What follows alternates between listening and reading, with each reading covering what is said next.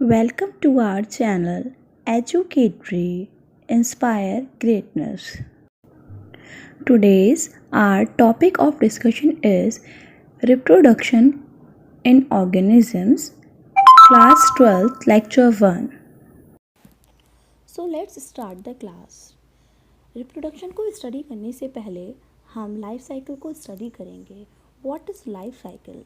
Life cycle क्या होता है? The series of changes in the life of an organism including reproduction. किसी भी ऑर्गेनिज्म की लाइफ में होने वाले जितने भी चेंजेस हैं उन चेंजेस को ही हम लाइफ साइकिल कहते हैं। आपने देखा होगा कि जब एक बच्चा जन्म लेता है तो जन्म से लेकर उसकी पूरी लाइफ में एडल्टहुड तक बहुत सारे चेंजेस होते हैं उसके बिहेवियर में, उसके बात करने के तरीके में। तो ये सभी क्या कहलाता है? आपका लाइफ साइकिल है। और लाइफ साइकिल में जो सबसे मेजर रोल प्ले करता है that is your reproduction. Reproduction ही किसी भी प्रोजेनी को आगे बढ़ाने के लिए रिस्पॉन्सिबल होता है। Reproduction ensure the continuity of different species. Reproduction किसी भी स्पीशीज़ की क्वांटिटी को मेंटेन करने के लिए एक बहुत अहम भूमिका निभाता है। आप लोगों ने देखा होगा कि अगर हम किसी भी एनिमल के लाइफ स्पैन को स्टडी करते हैं तो हम देखते हैं कि वह एक साल में या एक दिन में या कुछ महीनों में बहुत सारे बच्चों को जन्म देता है। एग्जाम्पल के लिए अगर हम एलिफेंट को देखते हैं तो ऐसा माना जाता है कि एलिफेंट अपनी प्रोजेनी को आगे बढ़ाने के लिए लगभग 2 ईयर्स का लाइफ स्पैन को कंप्लीट करके अपने ऑफस्प्रिंग को जन्म देता है। लेकिन अगर उसके सभी ऑफस्प्रिंग सर्वाइव करेंगे तो इस अर्थ पर पैर रखने की जगह भी नहीं बचेगी। तो रिप्रोडक्शन बेसिकली क्या करता है कि जो कॉन्टिन्यूटी है स्पीशीज़ की इसको मेंटेन करने का काम भी करता है। In the life of all metazoans 2 development stages are occur. अगर हम मेटाजोन्स की बात करते हैं तो मेटाजोन्स की लाइफ में 2 डेवलपमेंट स्टेजेस पाई जाती हैं। First one is embryonic period जिसको हम प्री नेटल डेवलपमेंट पीरियड भी कहते हैं, and the second verse is post embryonic period जिसको हम पोस्ट नेटल डेवलपमेंट पीरियड भी कहते हैं। क्या आप लोग जानते हैं कि एम्ब्रियोनिक पीरियड या पोस्ट एम्ब्रियोनिक पीरियड क्या होता है? बताइए मुझे। यस, प्लीज़ कमेंट कीजिए। ओके, अब हम आगे इन दोनों पीरियड्स को स्टडी करेंगे। Yes, so first one is prenatal period. Prenatal जैसा कि इसके नाम से पता चलता है, प्री मीन्स पहले, नेटल मीन्स बर्थ से पहले का जो पीरियड है उसको हम क्या कहते हैं? प्री नेटल पीरियड कहते हैं। The process of growth and development within the वॉर्म in which a single cell zygote becomes an embryo, a fetus and then a baby. Prenatal period क्या है? प्रीनेटल पीरियड वो period है जिसमें warm के अंदर जो आपका जाइगोट है वो क्या करता है? ग्रो करता है, डेवलप होता है और एक सिंगल सेल से एम्ब्रियो में और एम्ब्रियो से फीटस में और उसके बाद एक बेबी के रूप में फॉर्म हो जाता है। तो यहाँ तक का जो पीरियड है जाइगोट से बेबी की फॉर्मेशन तक का, इस पीरियड को हम प्री नेटल पीरियड भी कहते हैं। और याद रखिएगा कि जो प्री नेटल पीरियड होता है वो बिफोर बर्थ होता है और ये हमेशा क्या होता है? मदर की वॉर्म में होता है।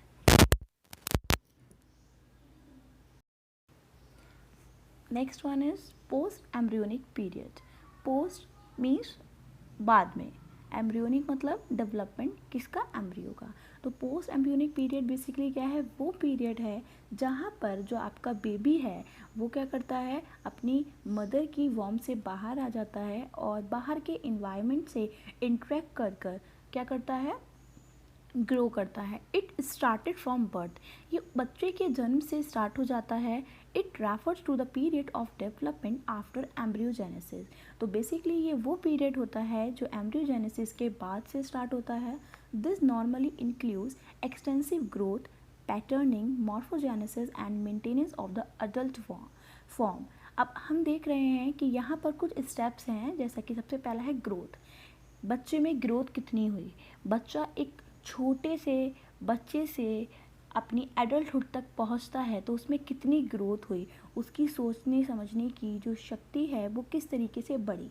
पैटर्निंग मीन्स क्या है कि उसमें बोल चाल का तरीका किस तरीके से डेवलप हुआ, मॉर्फोजेनेसिस उसके जो ऑर्गन्स थे उन ऑर्गन सिस्टम का डेवलपमेंट हुआ, and maintenance of the adult form, और इस तरीके से वो इस पैटर्न को फॉलो करता हुआ किस तरीके से एक एडल्ट में कन्वर्ट हुआ। तो ये जो प्रोसेस है, इसी प्रोसेस को हम कहते हैं post embryonic period. Now our next topic is lifespan. What is lifespan? क्या होती है lifespan? Life span can be defined as the period from birth to the natural death of an organism. It can vary from as short as few days to as long as number of years. तो अभी हमने आपको दो stages पढ़ाई थी, pre natal period और post embryonic period. तो जो आपका पोस्ट एम्ब्रियोनिक पीरियड है, जहाँ पर जो बच्चा है वो अपनी मॉम की जो वॉर्म होता है उससे बाहर हो जाता है, आ जाता है, और उसका क्या हो जाता है, इस अर्थ पर बर्थ हो जाता है। तो उसके बर्थ से लेकर उसकी नेचुरल डेथ तक का जो पीरियड होता है उसी को हम उसका लाइफ स्पैन कहते हैं। यह एक दिन का भी हो सकता है, यह एक साल का भी हो सकता है, और यह कई सालों तक का भी हो सकता है। The maximum number of years survive और the greatest age reached by the members of any species is called maximum life span. किसी भी इंडिविजुअल की जो मैक्सिमम नंबर ऑफ ईयर्स हैं किसके, उसके सर्वाइवल के, मीन्स वो अपनी बर्थ के बाद कितने साल तक इस अर्थ पर रह सकता है, लाइव रह सकता है, उस पीरियड को हम मैक्सिमम लाइफ स्पैन कहते हैं, जो अलग अलग इंडिविजुअल में अलग अलग होता है। जैसे कि आप लोग देख रहे हैं कि अगर हम लाइफ स्पैन को स्टडी करते हैं अलग अलग ऑर्गेनिज्म के इस टेबल के थ्रू, तो हम समझ पाते हैं कि यह कुछ डेज से लेकर कुछ ईयर्स तक हो सकता है। जैसे कि आपने देखा कि सबसे पहले हम देखते हैं सिल्क मोथ को। सिल्क मोथ का जो लाइफ स्पैन है वो 2 to 3 डेज तक का होता है। माउस का लाइफ स्पैन 3 से 5 ईयर्स तक का हो सकता है। हमिंग बर्ड जैसा फिगर में दिख रही है, इसका लाइफ स्पैन 8 ईयर्स का होता है। मंकी का लाइफ स्पैन 26 ईयर्स तक का होता है। लाइफ स्पैन मंकी और लॉइन के लाइफ स्पैन को स्टडी किया था। इस स्लाइड में हम देख रहे हैं मैन का life span approximately 60 years consider किया गया है। और अगर हम WHO की रिपोर्ट देखते हैं 1988 to 95 की, तो उसमें इसको 60 ईयर्स तक दिया है, लेकिन हम देखते हैं मोस्टली कि 65-70 ईयर्स तक सर्वाइव कर सकता है मैन। ऐसे ही एलिफेंट का मैंने आपको पहले भी बताया था कि इसका 70 ईयर्स तक का लाइफ स्पैन है, मींस एक एलिफेंट 70 ईयर तक अपनी लाइफ को सर्वाइव कर सकता है। पैरट का 140 ईयर्स होता है, जाइन टॉर्टॉइस का 200 ईयर्स तक होता है, जाइन सिक्यूआ का 2000 ईयर तक का होता है, और इसको मैक्सिमम लाइफ स्पैन कंसीडर किया गया है। ये बहुत इंपॉर्टेंट है बच्चों एग्ज़ाम के पॉइंट ऑफ व्यू से, क्योंकि लार्जेस्ट या मिनिमम दो ही पूछे जाते हैं। तो आप जो आपका मैक्सिमम है और जो आपका मिनिमम है इसको ज़रूर प्रिपेयर कर लें एग्ज़ाम के पॉइंट ऑफ व्यू से। सो गाइस, हमने अपनी लास्ट स्लाइड में लाइफ स्पैन को स्टडी किया, लाइफ साइकिल को स्टडी किया, जो आपकी डेवलपमेंट स्टेजेस थी उनके जो दो पीरियड थे प्री और पोस्ट, उनको स्टडी किया। अब हम मेन टॉपिक पर आते हैं, दैट इज़ योर रिप्रोडक्शन, जो हमको इस चैप्टर में पढ़ना है। रिप्रोडक्शन से आई थिंक आप सभी लोग अवेयर होंगे कि रिप्रोडक्शन क्या होता है। रिप्रोडक्शन जैसा कि इसके नाम से ही पता चलता है, रिप्रो या रिप्रोड्यूस का मतलब क्या है, किसी भी चीज़ को प्रोड्यूस कराना, that is reproduction. All individuals are mortal except single celled organisms, so a variety of plant and animal species are well maintained on earth through the process of reproduction। जैसा कि हम सभी को पता है कि इस अर्थ पर रहने वाले सभी इंडिविजुअल मॉर्टल हैं, मीन्स एक ना एक दिन सभी को मरना है, लेकिन कुछ ऐसे सिंगल सेल्ड ऑर्गेनिज्म हैं जो कभी नहीं मरते, और इनको ही हम इमॉर्टल ऑर्गेनिज्म कहते हैं। आई थिंक आप लोगों को पता होगा कि इमॉर्टल किस इंडिविजुअल को कहा गया है। आप कमेंट बॉक्स में मुझे बताएं कि किस इंडिविजुअल को इमॉर्टल कंसीडर किया गया है, देन मैं अपनी नेक्स्ट वीडियो में आपको उसके इमॉर्टल होने की कहानी बताऊंगी। तो हम देखते हैं कि बहुत से प्लांट, बहुत से एनिमल स्पीशीज़ हैं जो अपनी जो लाइफ है अर्थ पर उसको मेंटेन करते हैं रिप्रोडक्शन के through. Reproduction ensure the continuity of different species. Reproduction ही अलग अलग स्पीशीज़ की जो कॉन्टिन्यूटी है अर्थ पर इसको बनाए रखता है। आपको पता है कि आपने पढ़ा होगा सर्वाइवल ऑफ फिटेस्ट में कि हमेशा दो इंडिविजुअल के बीच में एक फाइट चलती रहती है और उसमें जो विन करता है वो आपकी अर्थ पर सरवाइव करता है। इसीलिए जो रिप्रोडक्शन है बेसिकली तो वो क्या करता है कि इसकी जो प्रोजेनी है उसको मेंटेन करने का काम करता है, जिसकी वजह से आप देखते हैं कि इतने कंपटीशन के बाद भी अर्थ पर जो सभी स्पीशीज़ हैं वो अपने एक रेशियो में क्या है, प्रेजेंट हैं। Reproduction is the mean of self perpetuation of a race in which new, young, similar looking individuals are formed by the grown up or adult individual। तो रिप्रोडक्शन बेसिकली क्या है कि एक तरीके का प्रोसेस है जहाँ पर नई स्पीशीज़ इवॉल्व होती हैं और वही जब ग्रो करती हैं तो वो एडल्ट में कन्वर्ट हो जाती हैं। The adult which give rise to young ones are called parent. और वो एडल्ट जब अपनी प्रोजेनी को जन्म देता है तो हम उसको पेरेंट कहते हैं। अगर आप लोगों ने जेनेटिक्स पढ़ी होगी तो आपको ये बात बहुत अच्छे से क्लियर होगी कि पेरेंट का और उसके ऑफस्प्रिंग का कितना इम्पॉर्टेंट रोल है रिप्रोडक्शन में। तो इसकी डेफिनेशन को देखते हैं। Reproduction is the process of producing offsprings that are biological or genetically similar to the parent organism। Reproduction क्या है, एक ऐसा प्रोसेस है जहाँ पर कोई भी पेरेंट अपने ऑफस्प्रिंग को जन्म देता है और जो उसका ऑफस्प्रिंग है वो बायोलॉजिकली और जेनेटिकली बिल्कुल अपने पेरेंट्स जैसा होता है। इसीलिए आपने सुना होगा कि ऐसा कहा जाता है कि ये तो अपनी मम्मी पर गया है, ये तो अपने पापा पर गया है। क्योंकि होता क्या है बेसिकली कि जो बच्चा है उसको अपने पेरेंट्स से जो जीन है वो मिलते हैं और इन जीन की वजह से उसकी जो बिहेवियर है वो अपने पेरेंट्स के जैसा हो जाता है। अब हम रिप्रोडक्शन के कुछ कैरेक्टर्स हैं उनको स्टडी करेंगे।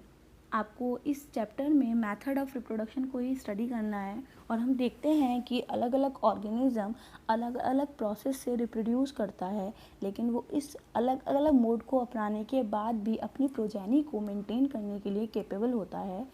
अलग अलग ऑर्गेनिज्म में अलग अलग तरीके से रिप्रोडक्शन होने के बाद भी कुछ बेसिक सिमिलैरिटीज़ हैं जो पाई जाती हैं। In different organisms different mode of reproduction is occur.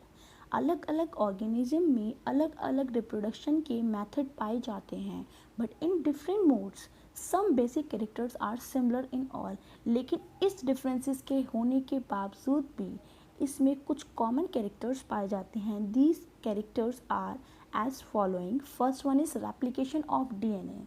चाहे कोई भी मेथड रिप्रोडक्शन का हो, लेकिन जो आपका डीएनए है वो हमेशा रेप्लिकेट करेगा ही करेगा। आई थिंक आप लोगों को पता होगा कि रेप्लिकेशन क्या होता है। अगर आप लोगों को रेप्लिकेशन नहीं पता है तो हम जब मॉलिक्यूलर बायोलॉजी का पार्ट को कवर करेंगे तो मैं आपको वहाँ पर सब कुछ पढ़ाऊँगी। And the second one is cell division. Cell division क्या है? सेल डिवीज़न आपने 11th में पढ़ा होगा कि जो आपकी सेल है वो दो तरीके से डिवीज़न करती है, एक मियोसिस एक माइटोसिस। मियोसिस को हम रिडक्शनल डिवीज़न भी कहते हैं और माइटोसिस को हम इक्वेटोरियल डिवीज़न भी कहते हैं। मियोसिस में जो आपके नंबर ऑफ़ क्रोमोसोम्स होते हैं वो हाफ हो जाते हैं, इसलिए हम इसको रिडक्शनल डिवीज़न भी कहते हैं। और माइटोसिस में नंबर ऑफ़ क्रोमोसोम मेंटेन रहते हैं, इसलिए हम इसे इक्वेटोरियल डिवीज़न भी कहते हैं। This is cellular level of reproduction. इस तरीके को रिप्रोडक्शन को सेलुलर लेवल ऑफ रिप्रोडक्शन कहते हैं, क्योंकि हम देख रहे हैं कि इसमें बेसिकली होता क्या है, जो आपकी जो सेल होती है वही डिवाइड करती है। Third character is formation of reproduction bodies. और जब आपका सेल डिवीज़न होता है तो आपकी रिप्रोडक्शन बॉडीज़ फॉर्म होती हैं। आपका जो स्पर्म है और आपका जो ओवा है बेसिकली वो फॉर्म होता है। आपने सेल डिवीज़न में पढ़ा होगा कि किस तरीके से स्पर्मेटोजेनेसिस और oogenesis के थ्रू ओवा और स्पर्म की फॉर्मेशन होती है, और इन ओवा और स्पर्म को ही हम रिप्रोडक्शन बॉडीज़ या यूनिट कहते हैं। Development of reproduction bodies into offspring. और इसी तरीके से जो आपके स्पर्म और ओवा हैं यही आगे जाके ऑफस्प्रिंग बनाते हैं। So guys, our next topic is types of reproduction. हम लोगों ने पढ़ा है कि जो रिप्रोडक्शन होता है वो दो टाइप का होता है, एक असेक्सुअल एक सेक्सुअल। असेक्सुअल, जहाँ कहीं पर भी टर्म असेक्सुअल आ जाती है, अ मीन्स होता है absence, sexual means sex, means जहाँ पर जो सेक्स होते हैं उनकी इन्वॉल्वमेंट की ज़रूरत नहीं होती, हम उस तरीके के रिप्रोडक्शन को असेक्सुअल रिप्रोडक्शन कहते हैं। It is the mode of reproduction in which the new individual develop directly from specialized or unspecialized part of a single parent without involving fusion of gametes or sex cell. Asexual reproduction क्या है? एक ऐसा process है जहाँ पर बिना किसी specialise या अनस्पेशलाइज सेल की इन्वॉल्वमेंट के ही जो आपके गैमेट हैं उनकी फॉर्मेशन हो जाती है, और यहाँ पर किसी भी तरीके की सेक्स सेल या लाइक स्पर्म ओवा आपस में फ्यूज़ नहीं करते हैं। The young ones resulting from the asexual reproduction are exactly identical. आप लोगों को पता होगा क्योंकि asexual reproduction में किसी भी तरीके की गैमी नहीं हो रही है, तो जो आपका क्लोन बनेगा या जो आपकी प्रोजेनी आएगी वो सेम एज इट इज़ अपने पेरेंट्स की तरह रिजेम्बलेंस शो करेगी, और इसीलिए हमने इनको क्लोन्स कंसीडर्ड किया है। इनका बिहेवियर, इनके जो कैरेक्टर्स होंगे वो अपने पेरेंट्स से कहीं ना कहीं रिजेम्बलेंस शो करेंगे ही करेंगे। असेक्सुअल रिप्रोडक्शन के बहुत सारे मेथड हैं, यहाँ पर मैंने कुछ का नाम दिया है लाइक फिजन, बडिंग, फर्मेंटेशन। जब हम अपनी नेक्स्ट क्लास में असेक्सुअल रिप्रोडक्शन को डीपली स्टडी करेंगे तब मैं आपको इसको डीपली बताऊंगी और फिगर के साथ बताऊंगी।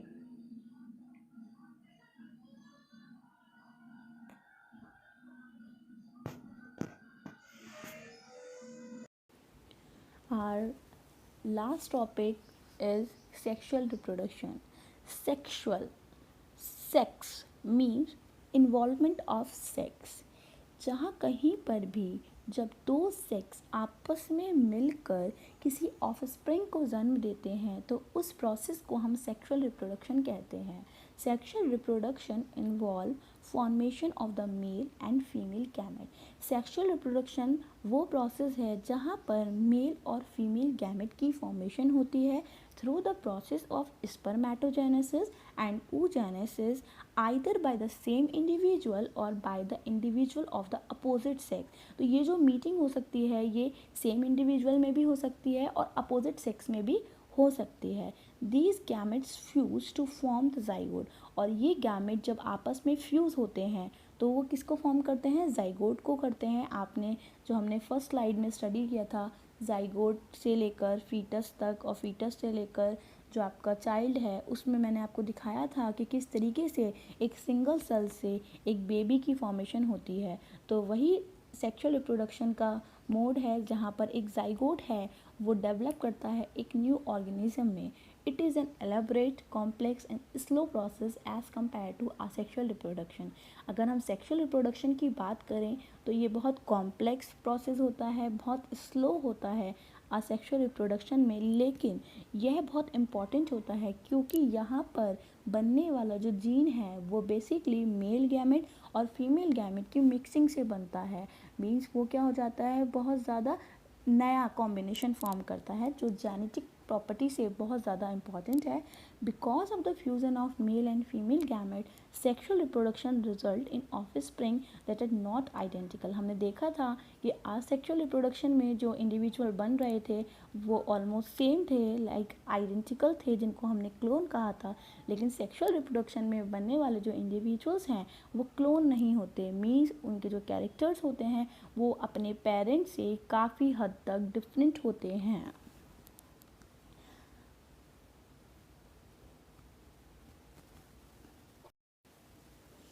आई होप क्लास आप लोगों को आज जो मैंने पढ़ाया like life cycle, life span, reproduction, type of reproduction, characters of reproduction आपको समझ आया होगा। हम अपने नेक्स्ट लेक्चर में सेक्सुअल रिप्रोडक्शन को कवर करेंगे और देन उससे नेक्स्ट में सेक्सुअल रिप्रोडक्शन को कवर करेंगे। तो प्लीज़ गाइस वीडियो को देखिएगा, समझिएगा, लाइक कीजिएगा, शेयर कीजिएगा और सब्सक्राइब कीजिएगा। और अगर मेरे लिए कोई सजेशन है तो प्लीज़ कमेंट बॉक्स में कमेंट कीजिएगा। Thank you.